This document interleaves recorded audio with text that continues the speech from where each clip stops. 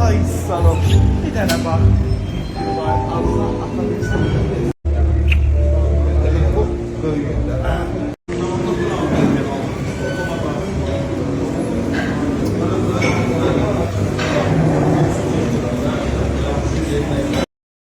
Salam değerli izleyicilerim, kanalıma hoş geldiniz. Haber verdiğimiz kimi bugün Emil Bədəlov için çok xüsusi bir gündür. O sevimli kızı Cahan'ın ad gününü büyük sevgi ve coşku ile qeyd edib. Rengarenk dekorasiyalar, səmimi anlar ve güzel sürprizlerle dolu bu ad günü herkesin yaddaşında kalacak. Emil Bədəlov bir daha gösterdi ki ata olmak hem məsuliyyət hem de sonsuz sevgi demektir. Cahan ise bugün özünün ağıl qəhrəmanı kimi hiss etdi. Ad günün mübarək Cahan, hər günün belə sevinç dolu keçsin. Amin.